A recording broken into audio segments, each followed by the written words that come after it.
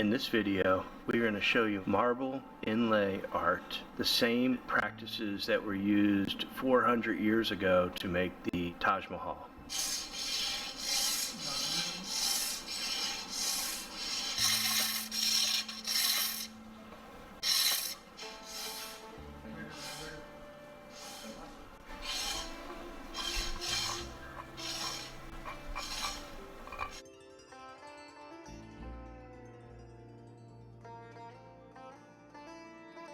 Meet the gentleman. Hello. He is a master craftsman. He is a trainer also about this marble inlay art. Who trains these people? Well, they don't need to get learned that much because they're born learned. Actually, 13 and 14 generation of those Muslim craftsmen, they're still practicing this beautiful craft, generations to generation. The art traveled down like from grandfather to father, father to son, son to grandson. So here I'll be giving you both short information about how the work was done exactly at the Taj Mahal and why it took 22 years for it to be built. Okay. It is basically all the design, style and technique which has all been copied and kept alive till date from the past 450 years. Wow. And the entire credit goes to these craftsmen who are basically from the same families who have built it. So first I'll get you introduced to this art. It happens to be the name of inlay art. These are basically all the precious and semi-precious mine stones that has been used on the walls of the Taj Mahal. Okay. We are still using it up till date over here. All these stones, they are all first given a shape on a grinding wheel like this over there, and then with the help of a special kind of glue, they inlay the shaped stones deep into the marble over here. And the marble basically that comes from a state in India called Rajasthan. In Rajasthan, we have these huge marble mines by the name of Makhrana, from where the Taj Mahal marble was originally bought. Very old mines, 500 years now, still existing. And it's in a land area of about 10 to 12 kilometers, which is very, very deep beneath the earth and also above the earth. Before they enter these articles into a factory or a workshop from the mines, the first step is they have to apply a henna color on the entire surface. The henna color is basically a temporary color, it goes off later on. They only apply the henna color so that designs, marking, measurements could clearly be visible to the craftsman. Marble by nature, that is white, the Taj Mahal marble. With the help of these sharp iron tools, the craftsmen, they start chiseling deep into the marble according to the designs in this manner. Now these iron tools, there are various sizes, shapes. Weights are different, so they have to be used accordingly. You can feel it. If you want to try, please do try. I don't know how to. Yes, do it anyway. Oh my gosh, that's crazy. Not easy, huh? No, not at all. It's definitely about how you hold a hand and hold it in the fingers. Oh my goodness. To do that must have taken days just to do that. Exactly. Yeah, wow. Or weeks, probably. Why we have to use these heavy iron tools, there is a reason. The reason is that our Indian marble is the only marble on our planet that has solid crystals. So it makes the quality very, very strong, very, very hard. Sometimes you also have to use a hammer to go deep into the marble to remove all the crystals. So like this, these are the solid pieces of crystals that come out from deep inside the marble. Oh wow, okay. Solid crystal. So while the craftsman is busy chiseling, the same design is being given to the craftsman on a grinding wheel over there. From a solid piece, he is grinding it down to a tiny, very minute pieces. See here, he shaped a lotus flower, the leaves, the petals, the buds, multiple pieces joined together. In this leaf, there are three stones joined together. The petals, if you separate them from one another, they separate in this manner. All separate pieces.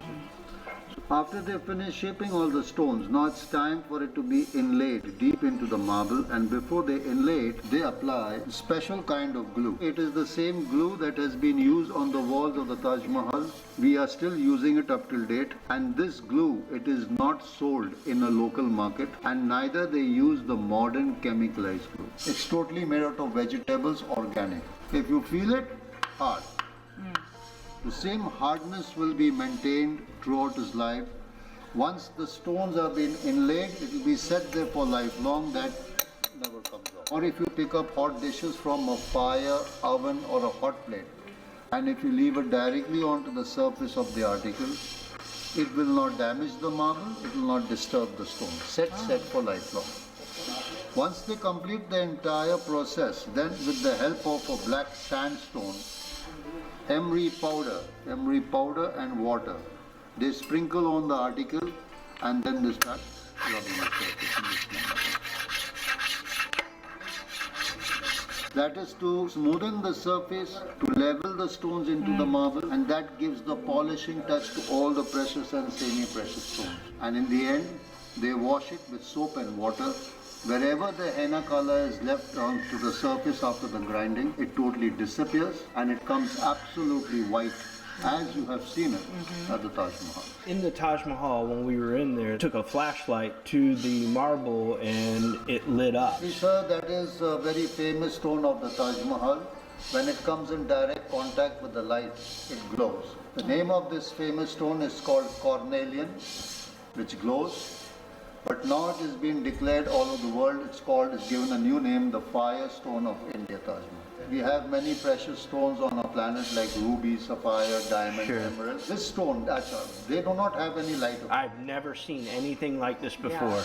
But this stone is in a semi-precious category.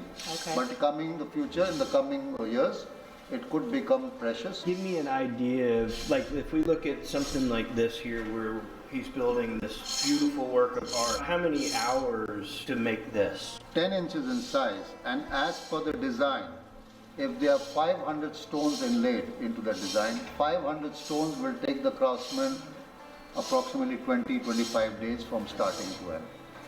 But in the same size, as per the designs, if there are 1,000 pieces of stones, 1,000 pieces of stones will take the craftsman 1.5 months as per the design from starting to end. So the time limit in this art never depends on the size of an article. It always depends on how many pieces of stones are going, the intricacy of the design. If 1,000 stones are inlaid in a small, like a bowl over there, the time limit of that bowl and the cheese plate will be the same. We were at the Taj, I was thinking chisel. This is not chiseling. It's more like sanding. It's a very, very fine detail. I couldn't do this because my eyes aren't good enough. Yeah, you need good eyesight.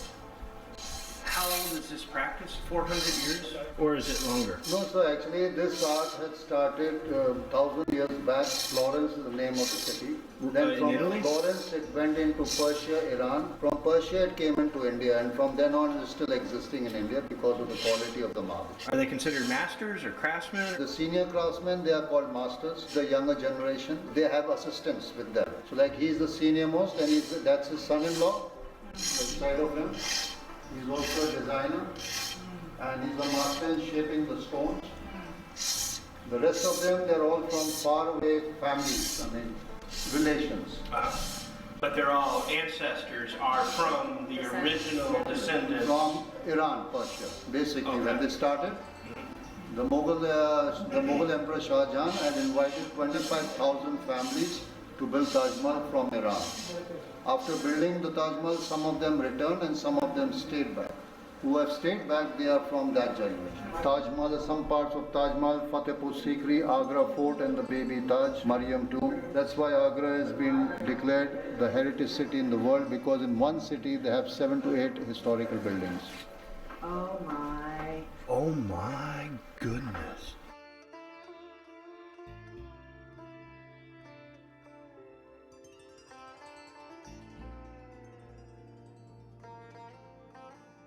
So first you can feel the surface once it is being completed, absolutely smooth. The henna color which was applied in the beginning has been removed, it's absolutely white. These are basically all the designs copied from Taj Mahal, Fatehpur Sikri, Agra Fort and the Baby Taj. But the main designs are all from Taj Mahal. And if you notice, it is totally a garden design. Yes. Whichever flower is living on a planet, that is all available over here. Basically, Shah Jahan sent a message to the entire world, and that message was a feeling for a man to a woman. That's why he built a beautiful building, Taj Mahal. for his wife Mumtaz. And that's why he made sure that the inner part of the building and the outer part of the building should be totally a garden design with different beautiful flowers. It's not only beautiful, it's also very useful in our daily lives. We are actually in demand all over the world for all these articles. Why? Because of the quality of the marble. The Indian marble carries many plus points. The first major plus point that our marble is non-porous. In fact, this is the only marble in the world that is non-porous. So drinks that contain citric acid, Coca-Cola, alcohol, red wine, eatable fats, fresh lime juice, vinegar, if it spills onto the surface, it never absorbs. So in the future, there is no complaints of any marks or stains. Second plus point, hot dishes from a fire, you can place it directly onto the surface of the article. We never use a table mat to protect it, we use it directly. It does not damage the marble, does not disturb the beauty of all the stones. Third plus point, we make some small pieces where anybody at home in the kitchen, they can use it like a small cheese plate or a chopping board, cutting board. You can cut cheese, vegetable, fruit, cake, pastries, non-veg. No cuts, no scratch, no damage. Wow. And if it falls on a carpet or a floor by any elder, kid or animal, does not crack, break, or chip. Very hard. Oh my goodness. Nothing happens. Why? Because the crystals in the marble. When we feel it is dirty or dusty, we simply wash it with soap and water, no polish. And that is the only remedy to maintain the marble. Stones that I use at the Taj Mahal name-wise, the blue color stone is called lapis lazuli. Lapis lazuli now comes from Chile, South America. Sky blue, that is turquoise, from Iran and Tibet. Shining smoky white, that is pearl, mother of pearl, from India, the Indian Oceans. The stems that are interconnecting to the flowers, buds and petals, we always use this brown color stone. It gives a natural look of a stem. We never use the blue, green, orange. It gives an artificial look. So the name of this brown stone is called jasper from India. But the most beautiful and demanding stone of Taj Mahal is the stone that it glows when it comes in direct contact with the light. It is these orange color stones, cornelian. But now it has been declared all over the world. It's called the fire stone of India, Taj Mahal. This light effect now I would love to show you in the dark so you can enjoy the spot. Oh, wow. Now here you see when I flash a spotlight, the pieces that are all shining, that is all a mixture of mother of pearl, abalone.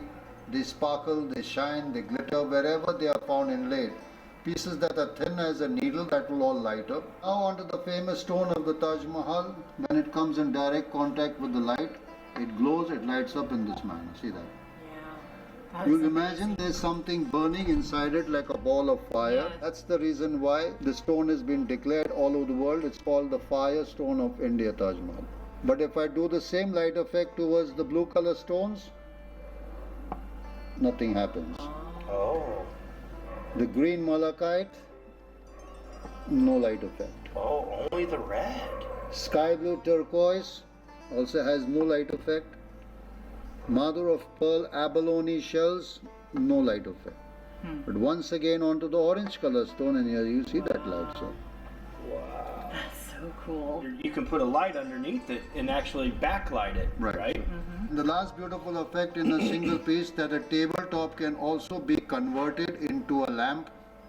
A tabletop and a table lamp, 2-in-1 3D effect. So this is how it looks in the evening at home at night. Oh, wow. Oh. That is amazing. So you'll not come across anything as beautiful, as durable as the marble inlay of Agra. It's the best handicraft available in India. Each one of them exists for 100, 150, 200 years to come in future. I mean to say, generations can enjoy in one single piece. So the same effect, you can get it in a very small size like a cheese plate or a chopping board. And the same effect, you can get it on a huge dining table. But this effect is only and only in the white Makrana marble. None of the marble on the planet has this light effect. I feel like a National Geographic videographer at this point. I wish. I do. If you like anything, like for especially the big size pieces, very heavy, nobody can carry. For that we have special arrangements of transport. We provide DHL, FedEx, TNT Blue Dart. It's a courier service. So it travels to every corner of the world, home delivered with 100% insurance backup. But if you like something small for the time being and you wish to carry one of them as a nice remembrance of your visit to Taj Mahal, then for that we give you a small bubble wrap. Small size packed inside it. After packing, the weight comes to less than 2 kilos. Even if it falls, that's guaranteed safe, no problem. If you're in the market, you're only going to pay for the number of pieces of stone that are inlaid and for the labor, not for the size of the article. I mean to say more details, more stones, more value. Less details, less stones, less value. This is 9 inches in size. It's having all the stones of the Taj Mahal. The design name is called Tree of Life. And this is having 500 stones inlaid. 500 stones that we sell it for $180 for that one. Oh my God. That's worth it though. That is so worth it. That's a master design. I can see. And it's done by the master craftsman. And he's in the age group of 78. And he works by himself. He doesn't require any assistant. How long did he work on this? That is 9 months job, sir. This piece here reminds me a lot of the Taj inside, the way they've intricately made the cuts. We definitely appreciate the honor of letting us come and learn about your craft. Thank you very much. And beside this part, if you like, we have another department there. We have small souvenirs, like small tiny jewelry boxes, tea light boxes, some coaster sets. You can take a look at that. You might get something if you like something. Maybe. We want to thank you guys for watching our video all the way to the end. If you would, hit that subscribe button, share it with a friend, and like always, thank you for living life.